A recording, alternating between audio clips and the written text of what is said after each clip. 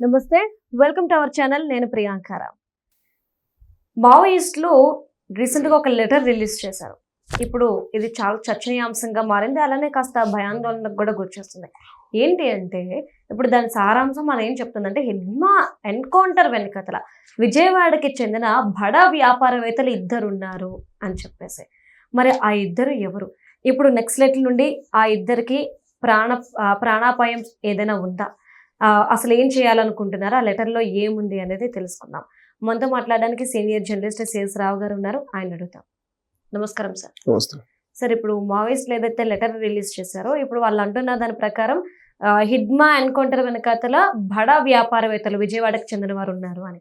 ఇప్పుడు ఎవరు ఆ ఇద్దరు అనేది ఒక క్వశ్చన్ మార్క్ అయితే, ఈ మావోయిస్టుల దగ్గర నుండి వాళ్ళకి ఏమైనా ప్రమాదం పొంచి ఉందా అనే ఒక క్వశ్చన్ కూడా రేజ్ అవుతుంది, అనుమానం వ్యక్తమవుతుంది. దీనికి మీరేమంటారు అసలు? ఇప్పుడు ఇదే విజయవాడ మొత్తం అల్లకొల్లంగా ఉంది. దానికి కారణం ఏంటంటే, తాజాగా మావోయిస్టులు ఒక లెటర్ రిలీజ్ చేసినట్టుగా వస్తుంది, మీడియాలో వస్తుంది.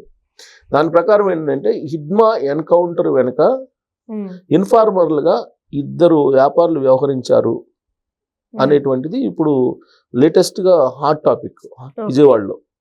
దీని గురించే మాట్లాడుకుంటున్నారు ఎక్కువ, ఏమవుతుంది అని. ఎందుకంటే ఇన్ఫార్మర్లుగా వ్యవహరించారు ఇద్దరు అని. ఎవరు? ఒకళ్ళేమో నిర్మాణ రంగంలో ప్రముఖంగా ఉన్నటువంటి వ్యాపారవేత్త అని చెప్తున్నారు, మరొకళ్ళేమో కలప వ్యాపారంలో ప్రముఖంగా ఉన్నటువంటి వ్యాపారవేత్త అని చెప్పి అంటున్నారు. వీళ్ళిద్దరూ ఇన్ఫార్మర్లుగా మారారు అని చెప్పి అనుమానిస్తున్నారు మావోయిస్టులు. అనుమానిస్తూ ఒక లెటర్ రిలీజ్ చేశారు, హిడ్మా ఎన్కౌంటర్ వెనక వీళ్ళిద్దరు ఉండవచ్చు అని.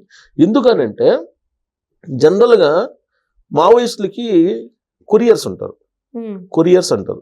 అంటే మైదాన ప్రాంతం నుంచి అడవి ప్రాంతాల్లో ఉండేటువంటి మావోయిస్టులకి సమాచారాన్ని చేరవేయటం కానీ, లేదంటే వాళ్ళకి ఆహార పదార్థాలు, లేదంటే వాళ్ళ అవసరాలు తీర్చడానికి కానీ కొంతమందిని కొరియర్స్ని పెట్టుకుంటారు, నమ్మకమైనటువంటి వాళ్ళని కొరియర్స్ అంటారు. అట్ ద సేమ్ టైం మావోయిస్టులని వెంటాడటానికి పోలీసులు ఇన్ఫార్మర్లను పెట్టుకుంటారు. పోలీసులు ఇన్ఫార్మర్ల ద్వారా మావోయిస్టుల కదలికల్ని రాబడతారు. ఈ మావోయిస్టులు పోలీసుల మధ్య నలిగిపోయినటువంటి వాళ్ళు చాలా మంది ఉన్నారు. ఇప్పుడంటే తగ్గింది నక్సలిజం. అంతకుముందు బాగా ఉవ్వెత్తున నక్సలిజం ఉన్నటువంటి రోజుల్లో, బలంగా ఉన్నటువంటి రోజుల్లో గిరిజన ప్రాంతాలు, ప్రత్యేకించి గిరిజన ఏరియాస్లో అటువైపు మావోయిస్టులు వస్తారు అన్నలు, ఇటువైపు పోలీసులు వస్తారు.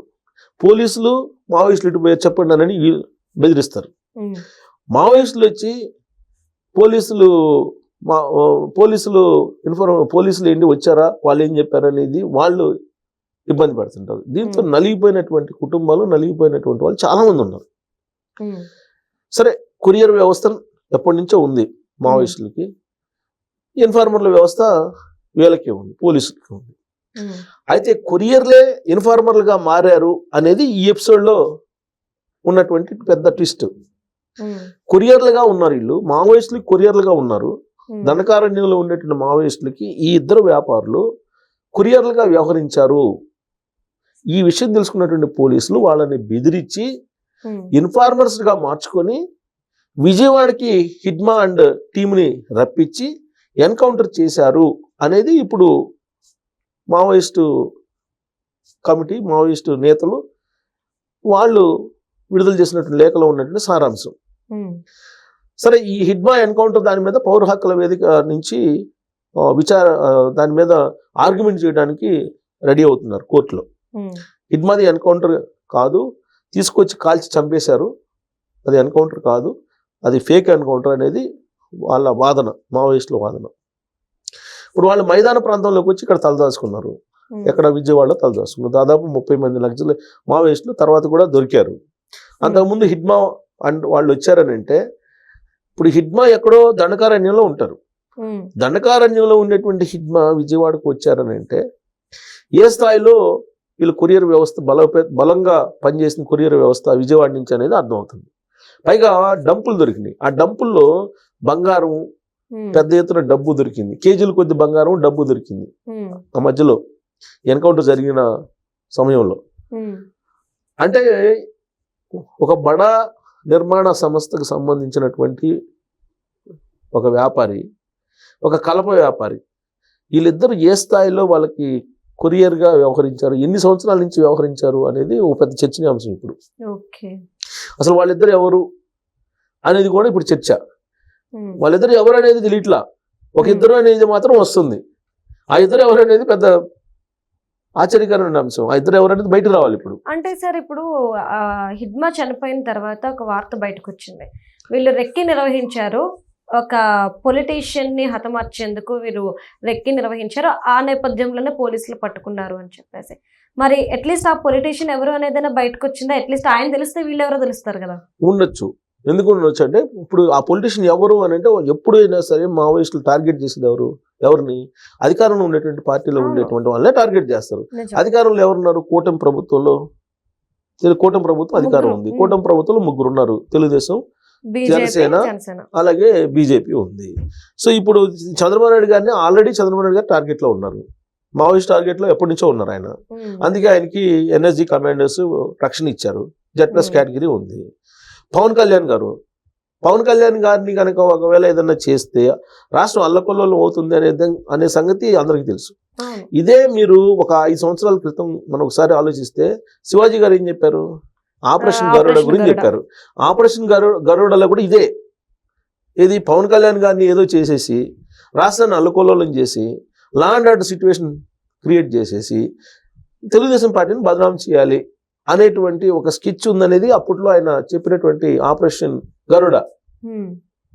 ఇప్పుడు ఒకవేళ ఇక్కడ వచ్చినటువంటి మావోయిస్టులు రెక్కి నిర్వహించారనంటే ఎవరిపై నిర్వహించుంటారు? నిర్వహిస్తే పవన్ కళ్యాణ్ గారి మీద నిర్వహించాలి, లేదంటే లోకేష్ గారి మీద నిర్వహించాలి, అంతే కదా. సో కాబట్టి చంద్రబాబు నాయుడు గారు ఆల్రెడీ టార్గెట్ లో ఉన్నారు. అంటే సార్ ఎప్పుడు కూడా లాస్ట్ టైం కూడా చూసుకుంటే చంద్రబాబు నాయుడు గారిని టార్గెట్ చేసి బాంబ్ బ్లాస్ట్ చేశారు అలిపిరి దగ్గర. ఎందుకు వీళ్ళు టీడీపీని టార్గెట్ చేస్తున్నారు?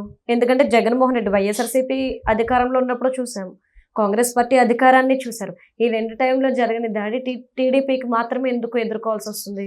ఇది చాలా సునిశ్చితంగా మనం డెప్త్ గా ఆలోచిస్తే కనుక ఇది బాగా అడవుల్లో మావోయిస్టులు, తర్వాత మైదాన ప్రాంతంలో ఫ్యాక్షనిస్టులు, వీళ్ళ గురించి బాగా తెలిసినటువంటి వాళ్ళు అయితే చెప్తారు దీని గురించి.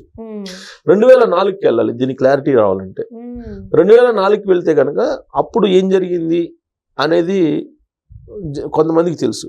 వాళ్ళని అడిగితే కనుక ఎందుకు తెలుగుదేశం పార్టీ వాళ్ళని, లేదంటే తెలుగుదేశం పార్టీకి సంబంధించినటువంటి సానుభూతి వాళ్ళని టార్గెట్ చేస్తున్నారు మావోయిస్టులు, కాంగ్రెస్ పార్టీ వాళ్ళని, లేదంటే వైఎస్ఆర్ కాంగ్రెస్ పార్టీ వాళ్ళని, లేకపోతే బీఆర్ఎస్ పార్టీ వాళ్ళని ఎందుకు టార్గెట్ చేయట్లేదు అనేది క్లారిటీ వస్తుంది. ఒక తెలుగుదేశం పార్టీ చంద్రబాబు నాయుడు గారిని ఎందుకు టార్గెట్ చేస్తున్నారంటే దాని వెనక ఫ్యాక్షనిస్టులు, మావోయిస్టులు ఇచ్చిపుచ్చుకునేటువంటి ధోరణిలో 2004లో వ్యవహరించారనేది అప్పట్లో వచ్చినటువంటి న్యూస్. అది ఇప్పుడు కూడా కంటిన్యూ అవుతుందా అనేది ఒక అనుమానం. సరే, మైదాన ప్రాంతానికి విజయవాడకు వచ్చారు, విజయవాడలో మైదాన ప్రాంతంలో ఉన్నారు వాళ్ళు. దేనికోసం వచ్చారు మైదాన ప్రాంతానికి? ఈ కొరియర్ల ద్వారా వచ్చారు. ఈ కొరియర్ల ద్వారా వచ్చారు. ఈ కొరియర్లో ఏం చేశారు? పోలీసులు ఇన్ఫార్మల్ గా మారారు. పోలీసు ఇన్ఫార్మల్ గా మారిన తర్వాత పోలీసులు ఏం చెప్తే అది అన్నారు. హిడ్మాన్ కూడా తీసుకొచ్చారు. తీసుకొచ్చి హిడ్మా ఎన్కౌంటర్ అయ్యారు అనేది ఇప్పుడు చర్చనీయాంశం. ఎందుకు ఆ ఇద్దరు ఎవరు అనేది పెద్ద క్వశ్చన్, పెద్ద అది పోలీసులకి అయితే తెలిసే ఉంటుంది. డెఫినెట్ గా ఆంధ్రప్రదేశ్ ఇంటెలిజెన్స్ కి అయితే తెలిసే ఉంటుంది కదా. పేరు బయట పెట్టరు కదా, బయట పెడితే వాళ్ళ ప్రాణానికి కూడా ప్రమాదం కాబట్టి బయట పెట్టే అవకాశం లేదు. కాబట్టి ఇప్పుడు మావోయిస్టులే లెటర్ రిలీజ్ చేశారు. హిడ్మా ఎన్కౌంటర్ ఎలా జరిగింది అనే దాని మీద వాళ్ళకున్నటువంటి ఇన్ఫర్మేషన్ ప్రకారం వాళ్ళు ఒక లెటర్ విడుదల చేసినట్టు వాళ్ళ మీడియాలో వస్తూ ఉంది. సో మొత్తం మీద అయితే మొత్తం నిర్మాణ సంస్థ, కల్ప వ్యాపారులు, బడా వ్యాపారులు కొరియర్ల నుంచి ఇన్ఫార్మల్ గా మారడం కారణంగానే ఇది జరిగింది అనేది వాళ్ళ యొక్క అనుమానం. సో పోలీసులు మరి అది ఎన్కౌంటర్ అంటున్నారు, మావోయిస్టులు అది ఎన్కౌంటర్ కాదు తీసుకొచ్చి కాల్చి చంపారని వాళ్ళు అంటున్నారు. ఏదైనా సరే కోర్టులో ఆర్గ్యుమెంట్స్ జరుగుతాయి. ఆ ఆర్గ్యుమెంట్లు మానవ హక్కుల సంఘం తరపు నుంచి వాదించడానికి అడ్వకేట్స్ రెడీ అవుతున్నారు. అది ఎప్పటికో ఇక తేలుతుంది. Thank you so much sir. Thank you.